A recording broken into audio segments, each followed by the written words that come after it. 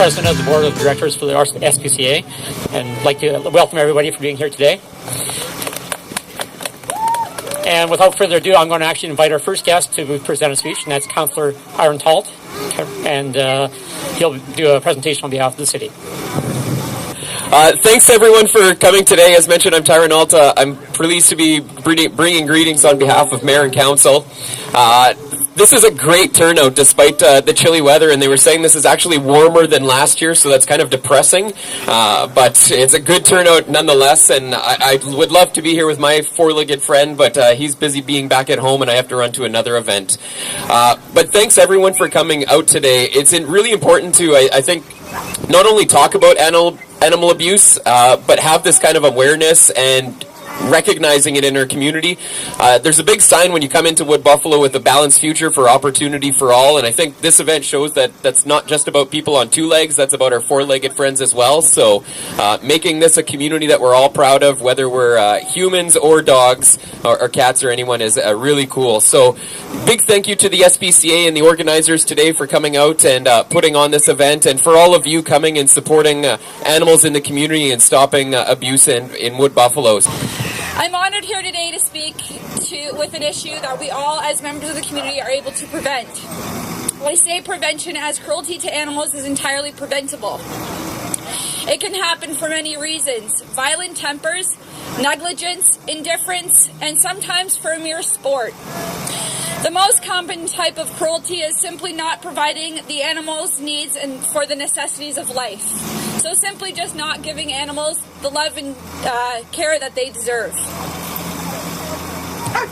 Canadians' respect for animals is reflected in our criminal code and as well as in the animal protection laws. The laws are designed so that all animals are protected against both willful acts of cruelty as well as animals that are in distress because of neglect. The laws ensure that all animals have adequate shelter, food, water, and necessities of life and are protected from any abuse, willful or not. In 2013, the Fort McMurray SPCA responded to 94 calls related to animal abuse in the Wood Buffalo region. Unfortunately, 11 of these animals were too badly injured or sick to survive, despite emergency medical intervention.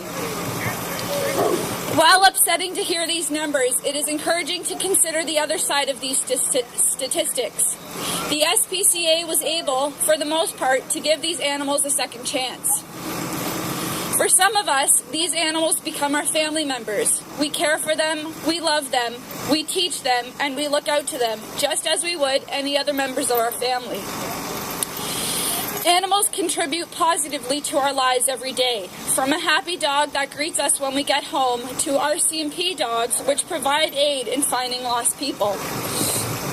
It is important to highlight the positive things that animals can accomplish so that society can be enlightened and educated, and our collective concern over cruelty can be raised. We have the ability to speak out for animals where they cannot. It is events like this one we are here today that we are able to educate and promote the prevention of animal cruelty. In the end, it comes down to us individually. When you see an animal in distress, don't hesitate to speak up.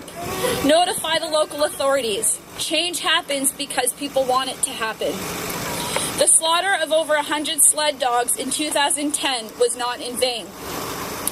As our collective concern grew that much larger, we all must stand together like we are here today to raise awareness and make a difference for those animals that are still being neglected and mistreated.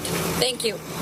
I just want to thank everyone for coming out today, and I'm here today on behalf of all my colleagues in the legislature and our Premier, David Hancock.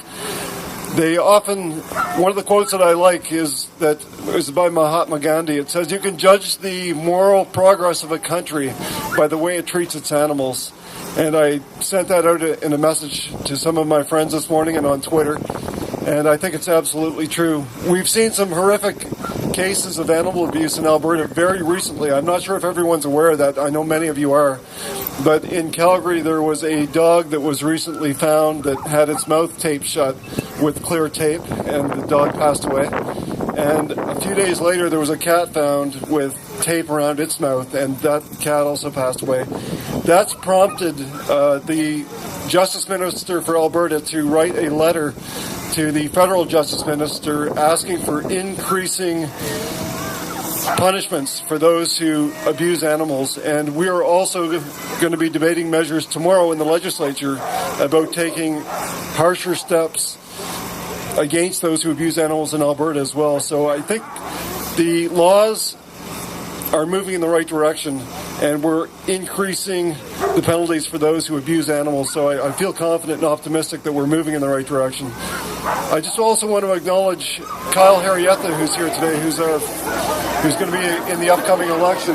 That's somebody you can speak to about the changes that might be needed in the federal legislation in the Criminal Code of Canada as we move forward. I know that he's very passionate about this issue, something he's spoken to me many times about.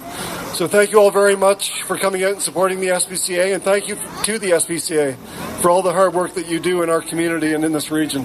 Thank you all very much. Well, it's good to be here again for the fourth annual SPCA Walk to End Animal Abuse. This is something that's always been very dear to me as well. And I remember a couple of years ago making a commitment to some of the board members and some of the participants here that it is time to advocate. It's time to advocate hard and take measures to end animal abuse. Awareness is the first step. This is it. But I've always likened animal abuse and animals in distress to be no different than our children. Our children and our animals deserve to feel safe. They deserve to be loved, and they deserve to not have to be afraid. So awareness, like I say, is the first step. It, like Donald mentioned, Bill 205 just came up, was tabled on Thursday in the House. It's sponsored by Len Weber, the MLA for Calgary Foothills. And normally I would say write your MLA and support this, but you don't have to, because Don and I are your MLAs, and we're going to be there speaking on behalf of the community. Also, Terry just mentioned to me, Don mentioned the animals that were found taped in Calgary. It's not that long ago in Fort McMurray that the same occurrence happened, both mouth taped and eyes taped shut, and that animal also passed away. So also acknowledge Kyle Harrietta's here. He's a federal candidate in the upcoming by-election, and he's indicated he's prepared to push hard in Ottawa as well to have the criminal code strengthened. So it's write your MP, don't have to write your MLA, but we're there to support this cause, and thank everyone for coming out to help bring that awareness up. Thanks.